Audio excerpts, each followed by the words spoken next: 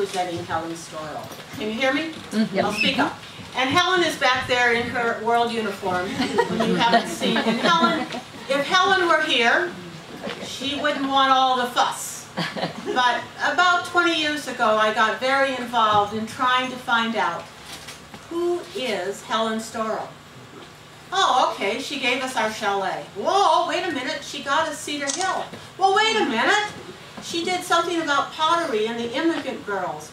Well, wait a minute, there's Starleton out at the Big E. Well, anyway, it just went on, and I have just been, she's become my best friend. My husband isn't here today because he's heard it.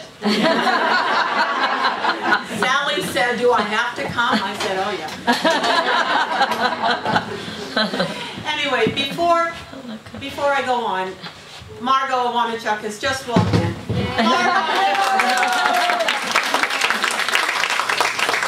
Those of us that don't know Margot, she's the great niece of Juliet Lowe. And without Juliet Lowe, we wouldn't have Girl Scouts here. And on behalf of Helen Storrow, let me thank each and every one of you for being super Girl Scouts, for having that passion to do it. And as Helen would say, just do it. Don't worry too much about what the rest of us will think. Just go and get it done. In fact, you know, she was very much independent. Had a big heart and an open mind. And you all do too, or you wouldn't be here. Thank you.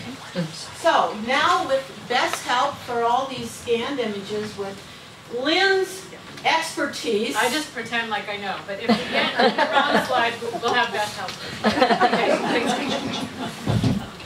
And I promise, it's only 3 hours of talk. All right. This is Helen at our chalet, my favorite picture. And she's greeting all of you today. I'll get it with, okay. She was born in New York State.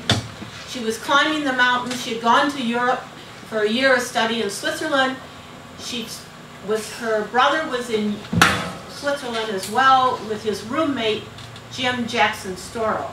They were coming down the mountainside in Switzerland, and Helen was walking up the mountainside, not properly dressed, not in good shoes like you have on, not properly dressed, and she saw this most attractive man with the most wonderful eyes and the face and the smile. She lost her heart right then and there. It took her 5 or 6 years for them to get married because Jim Storrow was a Bostonian. His father was an important lawyer with AT&T, lived on Beacon Street, and Helen is from New York State. I'm not so sure about these Boston, you know, prim, proper, that stuff. So they had a long courtship. Also, Jim felt that he must be able to support a wife. He wasn't going to just take the inheritance or the family money. He wanted to be able to support a wife. So they were married in Auburn, New York. If you've never been out there, go for it. And at a home wedding, and they moved to Boston, next door to her father-in-law. 17 Beacon Street, check it out. I haven't been inside yet. But they loved to be outside. They were outdoors people. That's what attracted them to each other. They went canoeing. They went hiking. They went tramping. They wanted to be out. They did not want to be downtown Boston. Jim was involved as an industrial banker. And I could give you a whole lecture on Jim. He saved General Motors in 1910. But that's another story. But he was involved in Boston business, but he was very much involved with the North Beacon Street, Bennett Street School in the West End, in helping the immigrants who were coming over in the West End, mostly either Italian or Jewish immigrants. and had an industrial school and was very much involved. And guess what Helen did? She said, there are women, there are girls out there. And she got involved with the Boston Public Library. It was right there at Copley Square. And she found out that there were reading Saturday evening girls, there were Tuesday evening girls, Wednesday evening girls that would meet. She particularly liked the girls that met on Saturday. They were immigrant girls from the North End, mostly either Italian or Jewish, and they were the high school age girls. Well, these girls said, we need to have some sort of an activity that we could make some money at. Helen said, okay, let's start a pottery. You could make some pottery, and it's the arts and craft era in our country, and you could make it. Oh, well, so Helen bought them a little place right by Paul Revere's house in the Old North Church. They called themselves the Paul Revere Pottery, and she set them up. She was the financial supplier, financial backer. They outgrew that place, and they went on to be in Brighton area, and she built them a wonderful, like an English cottage workshop. This pottery is very valuable. We are fortunate. Well, let's go to this one. Here's one. We have a couple pieces back here. It's a collector's item. If you've ever seen Saturday Evening Girl or Paul Revere pottery, it's got a pretty big price. This collection, Helen had particularly made for when the chalet opened over in Switzerland. And it's over in Switzerland, and I'm sure the girls that were there this summer didn't use it for tea time. Okay. So Helen was very involved in the young women. This is his early 1900s. She even had a camp farm up on the North Shore. They had to get out of Boston. They couldn't just stay here in the city. So, good old Helen. Here we go. Okay. And this is a picture of she and her husband, Jim. They really worked together as a team. But as I said to you, Jim went out to save General Motors out in Detroit. So Helen, in 1910, 1912, what was she to do? She wasn't really that society lady that all of us thought that the rich and famous women. She liked to be out. So she had lots of opportunities to do what she wanted to do. So one of the things they did was they built a beautiful house out in Lincoln. And they built it in 1905. Today it's the Carroll School for children with learning disabilities. She had it built so she didn't have to do too much dusting. She wasn't a great housekeeper. You pulled up to the, and there was an article I read about this. You pulled up to the front door there, and there was a central vac system to dust you off so you wouldn't bring it into the house. Beautiful gardens, beautiful benches. I think we have some pictures of those here. Did I tell you Helen loved her animals, loved her dogs. Some beautiful benches, the back of the house. Oh, the weather vane with her dogs. She entertained a lot of parties, and this was the beginning of the war effort for the Great War. This may have been one of the parties that she had. At one point she had a barbecue to help the war system, the war effort, and had 2,000 people come. It was about 1915. The war was going on, and she heard in Boston that there was a group of women that got together to support the war effort. Helen went to the meeting. The motto was, be prepared. Nothing like that. She thought, yes, that's important, to be prepared. Well, what's this all about? Well, then she learned about her best friend, her new best friend, Juliet Gordon Lowe. Juliet Lowe, as we know, had started the Girl Scouts down in Savannah. But Juliet Lowe didn't stay down in Savannah. She got the word out. And here was a group of women in Boston that were trying to organize this thing called Girl Scouts, 1915. Now, some troops had already started. One out in Bedford, right?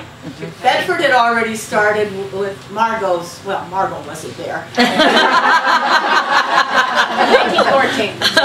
But Bedford started in 1914. Fall River, New Bedford started earlier. But here were this group of women in Boston that were going to start Girl Scouting. And Helen wrote that, as it seems to be, she said, that I was appointed chair and everybody else disappeared. We've been there, right? So she had a part-time secretary and she was in charge. So she gathered together this group of new leaders, and oh my God, they didn't know anything about outdoors. They didn't know how to hike, they didn't know how to canoe, they didn't even know how to build a fire outside. What do you think Helen did? Well, she said, you know, that's it. You got to come out to my house in Lincoln and I'll teach you that. She brought the Girl Scout leaders out to Lincoln. She gave them the basics, how to build the fire, how to cook the turkey over the fire. We all done that.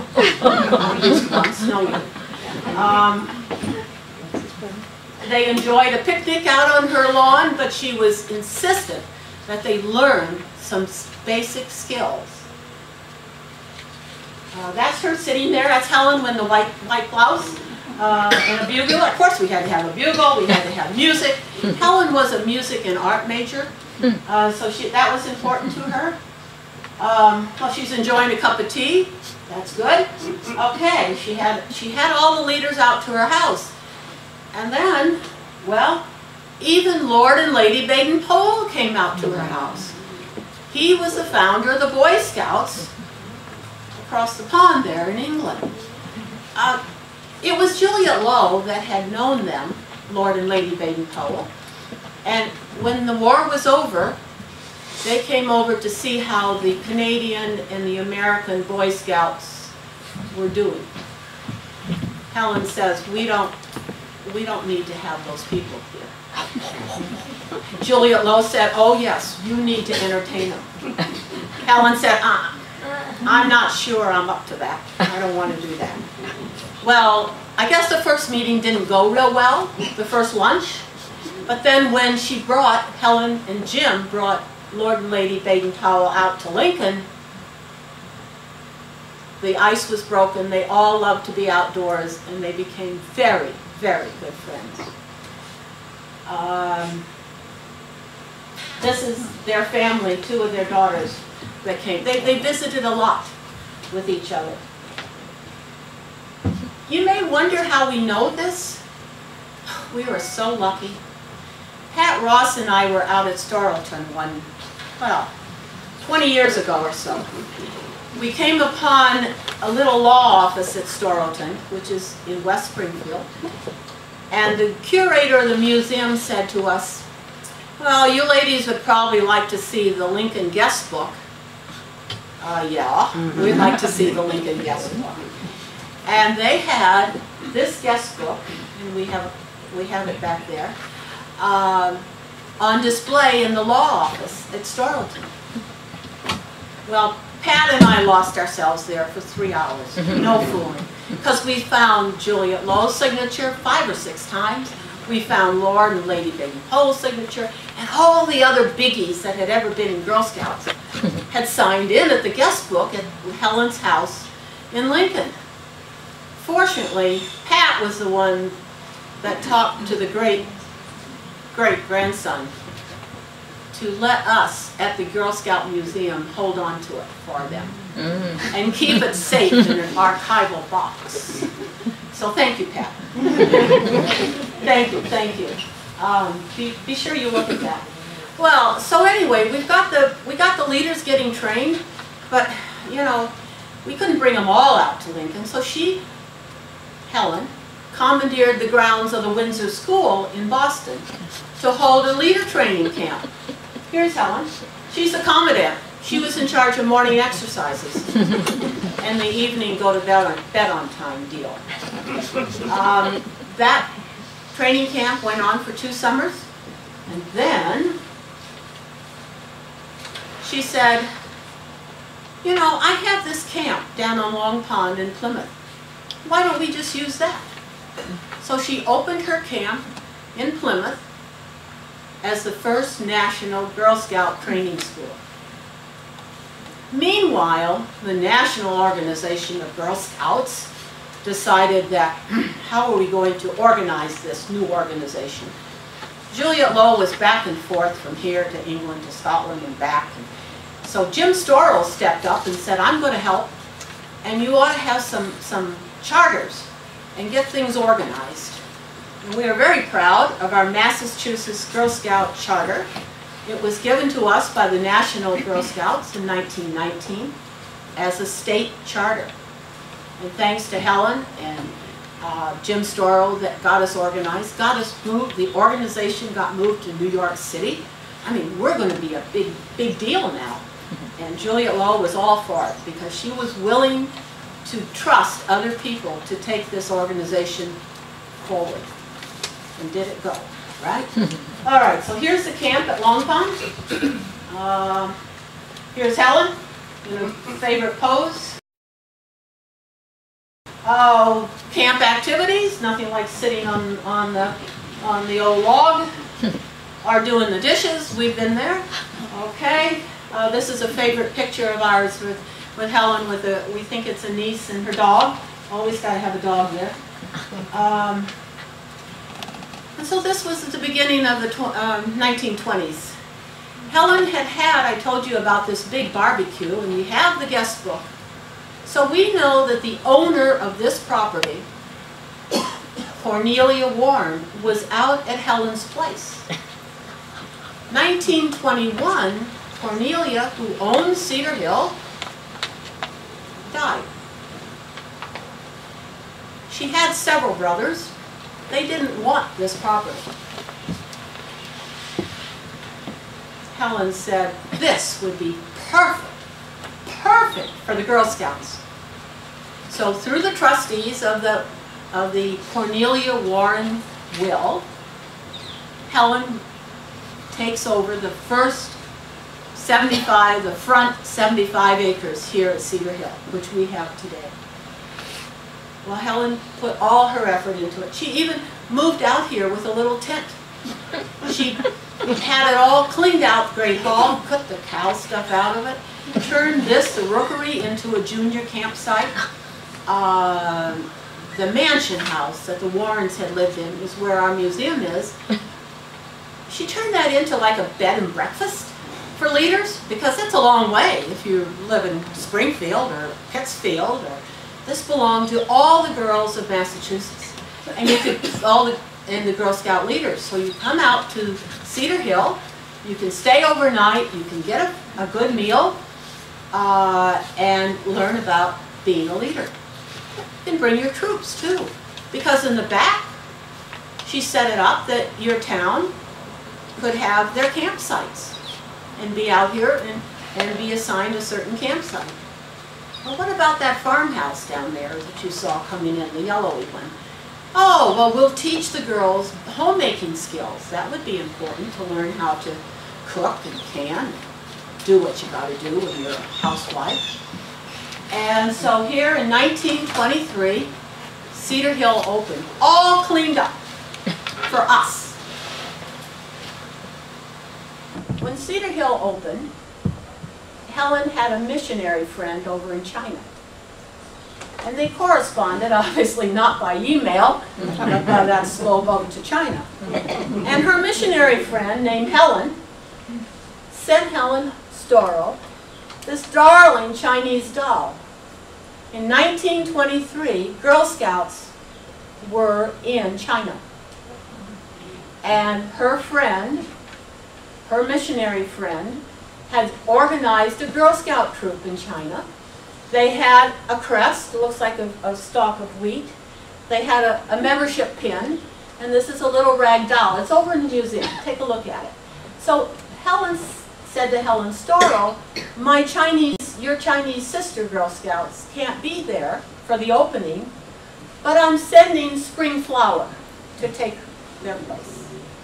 So it's a treasure. It really is a treasure. When we opened, we had a council bowl here. It's still here, but has poison ivy in it. We don't use it today or tomorrow, probably. But we had lots of Girl Scouts come. We had Lord and Lady Baden-Powell. We had Julia Lowe. We had all the biggies that would come. We had some very important people. Sarah Louise, or is that Augusta Hart? That's Augusta Hart. Next were Lou Henry Hoover, who was our national president.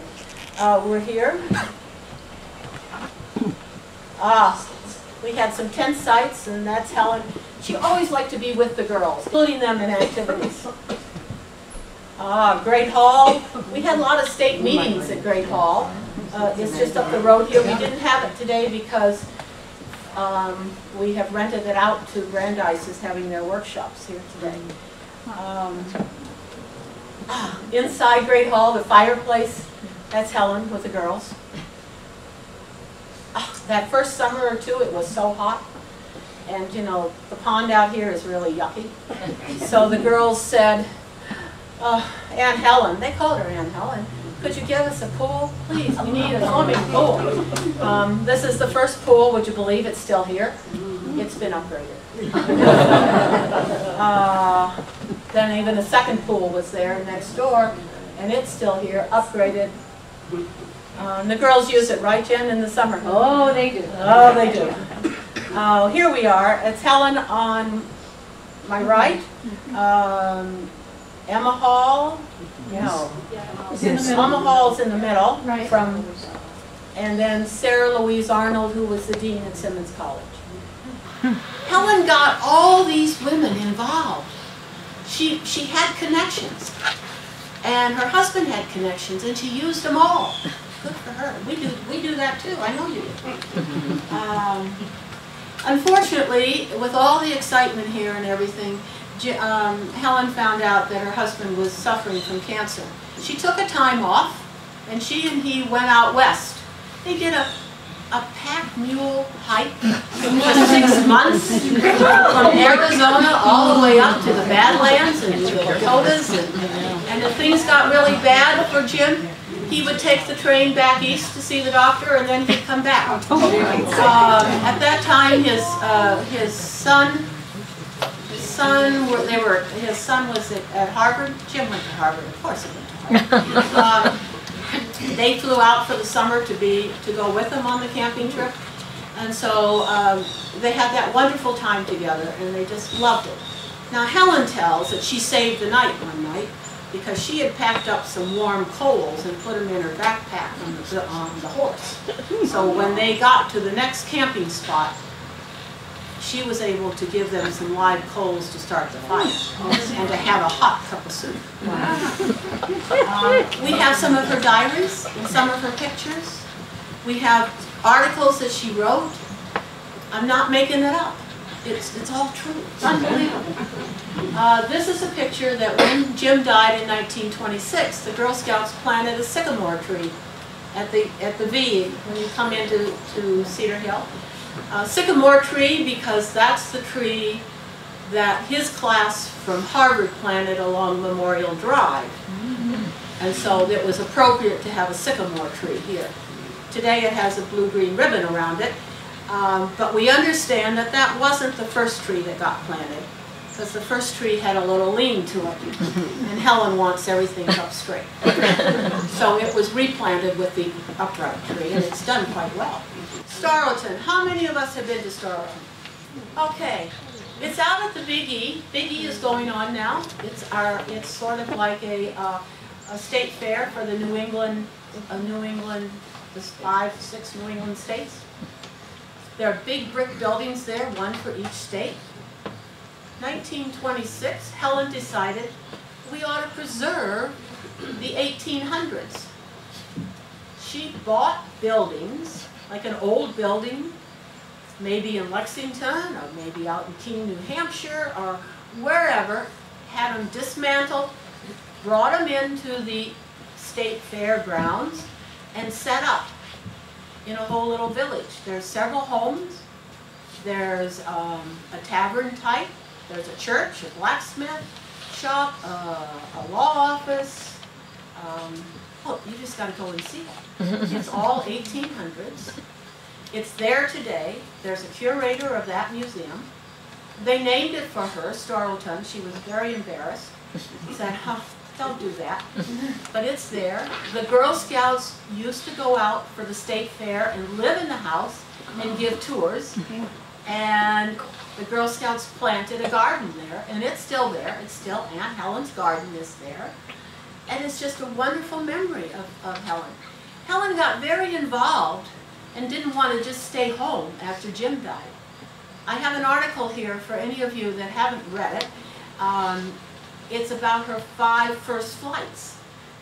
She was on a state committee for the State Commerce Department in Washington. She was down in Washington. She had to get back to Boston. She'd never been in an airplane. They said that they'd give her a ship. Okay. She went out to the airfield. She got in the ship. There was a pilot, a navigator, and Helen. And those of us that know our geography, they went from Washington, D.C. to Baltimore. They had to put down because the window was cracked. So they fixed the window.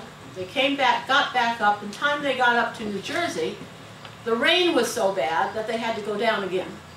They were only flying at 2,000 feet. They had to come down. The rain was so bad, she abandoned the ship, got a train, came up to Boston, made the meeting. She has written a wonderful story of her 5 first flights. And she wrote it for the Girl Scout magazine. Who do you think was the editor of the Massachusetts Girl Scout magazine? Helen Helen Storrow. Who wrote the articles?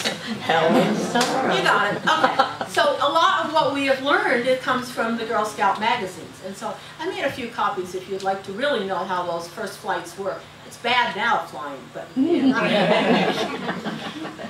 so this is Storrowton. She even would arrange for the girls to go up in a plane.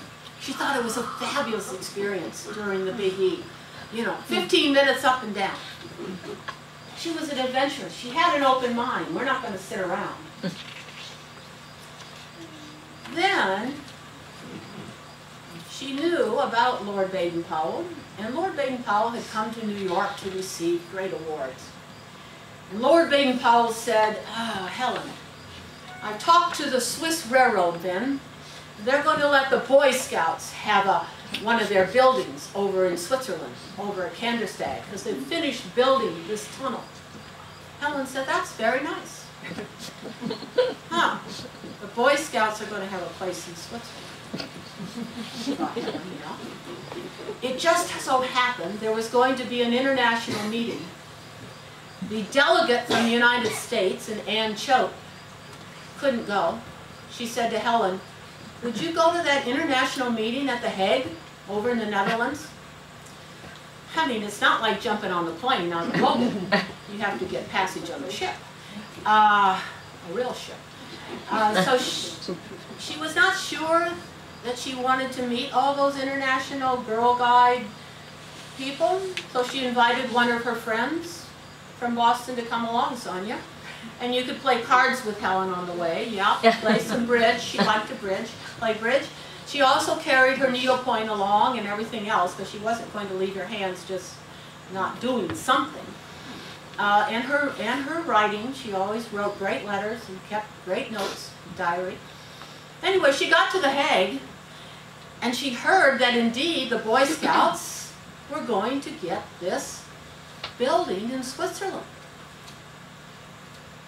Helen said, oh, wait a minute. The girls got to have a building too, and I'll give the house as long as it's in Switzerland. She's got a passion for Switzerland. So, okay, she finds a Swiss guide named Falk, that's her nickname, and they go out looking for the perfect place for the Girl Scout International House. Well, they found it. Falk is a young girl guide, sort of like our friends here, and they said to Helen, you've got to be in the mountains. It's too quiet here. You got peace for my soul, but when you're in your 19, 20, 22 years old, you don't want peace for the soul. You want some activity. So Falk said, I'll go look again. So Helen came back to Lincoln, or to Boston. They kept both houses.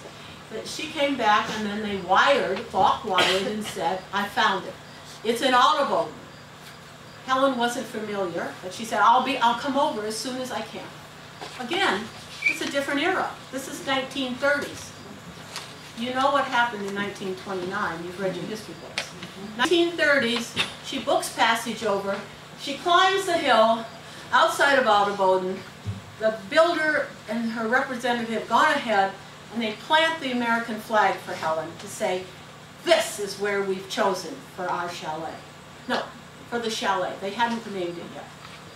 For the International House. And that's Helen standing with our flag. She said, fine, build it. The house started up. How many have been to the chalet? All right. You have it, you gotta go. Okay. There it is, in the distance. And there's Helen walking up the hill. Oh my goodness. She went over in May. It was going to open in July, it did. But she went in May to see if it was okay. She was taking her troop of girls from Lincoln with her. They had collected a lot of household goods to bring along to unpack. Well, what's Helen doing in May? Well, she decided that the building itself was great, would be great for young people, but maybe she ought to have a separate place to stay, and not with all the confusion of young people. So she and the builder, they're walking up the hill to find the place for the special baby chalet. There it is. In about 6 weeks, the baby chalet was built. It's still there, and with a small amount of money, you can stay there. It was perfect for Helen. Upstairs, she even had a writing table that came down off of the window sill, so she could look at the big chalet and write her notes and watch the girls.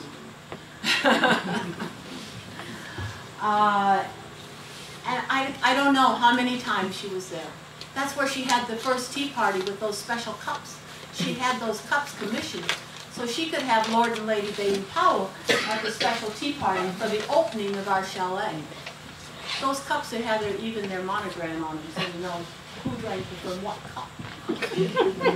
Ah, here they are, Lord Baden-Powell and Helen Storrow at the opening of our chalet, 1932. There's Helen giving a small speech. She wasn't big on speeches. Lots of international friends. And there is Lord Baden-Powell signing the guest book.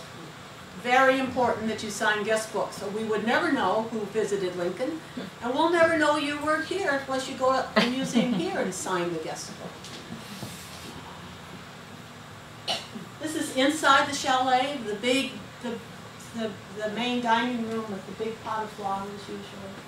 The dining room, it's inscripted above there, a thanks to Helen Storrow in the very Swiss way of how they make inscriptions. The dining hall is still used today. The benches and the wooden chairs, a lot of stuff in Switzerland is wooden. It's all carved or been cut out with trefoils. The plates have trefoils in them. So, I mean, you know you're at a Girl Scout place. No doubt. You're not at the Hilton or the Sheraton. When they came to think about the name, they said, it's for all of us. It's our chalet. And that's why it's called our chalet, because Helen said it's for all of you and all of us. This is the American room. And I'm pleased to say, as we come along, that in the last couple of years through the foundation, Annika and I have worked to make sure that the chalet is now handicap accessible. You had to go through the kitchen to get to the dining room, but now they've opened up the two windows there on the left, and so we're able to go in through the American room into the kitchen. You don't have to go through the kitchen to get in there, but so we've upgraded the kitchen in the last couple of years. We've the foundation for our chalet that Annika and I served on, we're in charge of the buildings at the chalet, and we are very fortunate to have some very nice, wonderful legacy gifts.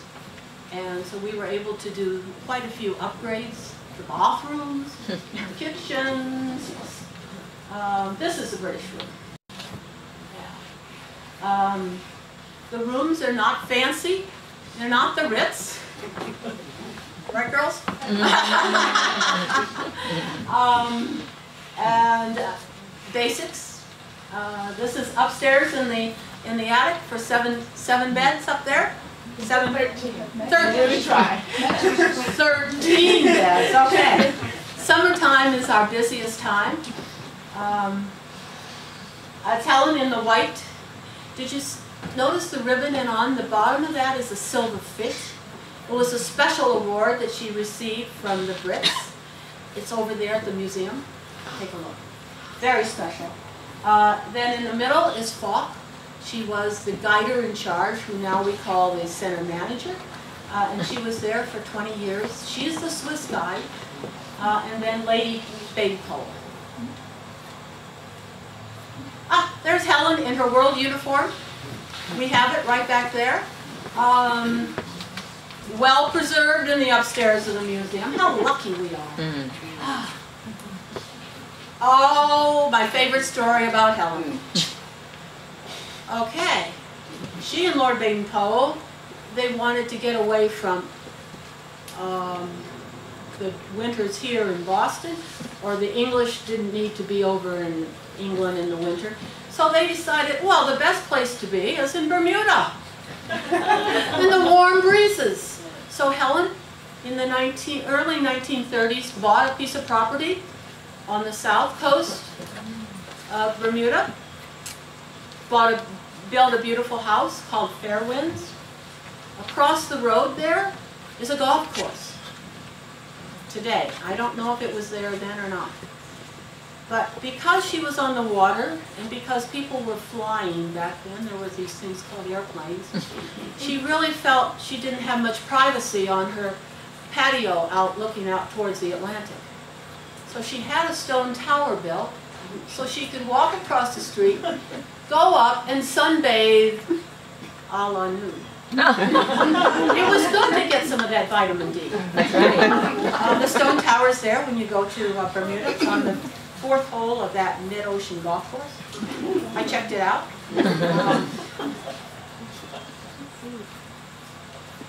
Another favorite story is about Briggsy. She's the lady on your left. Annika knew her well. Briggsy was an English guide who came to work at our chalet in 1932. A young girl. Stayed there several summers and winters. Excellent outdoors person. She then ended up traveling down to Italy and met a count and married him. Oh, Briggsy. Okay.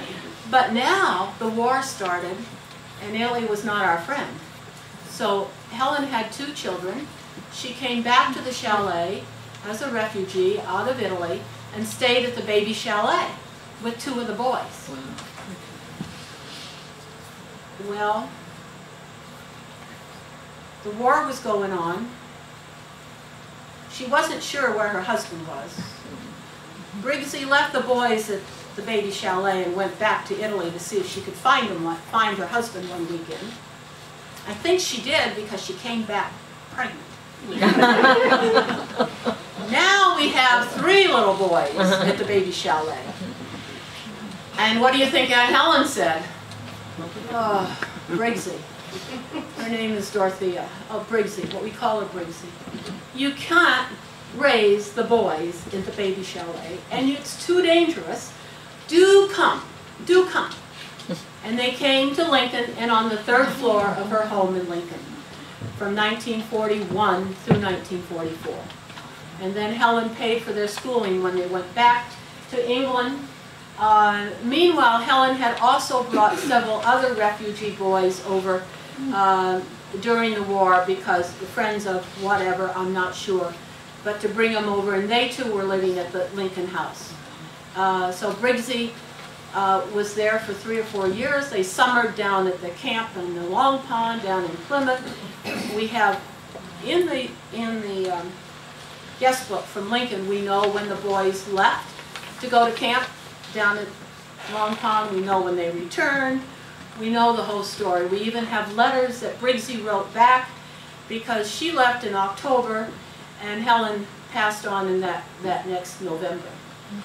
But Briggsy is a wonderful, but Briggsy was also an international mountain climber. Wow. Unbelievable woman. And talk to Annika about Briggsy. I forgot to mention about the dancing. And amongst all this, Helen was great about having exercise, and she started the English Country Dance Society here in America. And dancing was her thing. And so for her 80th birthday, 1944, she had a dance. And where else would it be? On the lawn of Lincoln. And the English country dance people, some of us have seen them before. It's a wonderful activity, and Helen so enjoyed it so much. And then after she passed, the Girl Scouts of Massachusetts had this wonderful portrait made of Helen. It's sitting on the house in the water from her Bermuda home, and it's the original painting is there in the museum. Thank you all for listening to the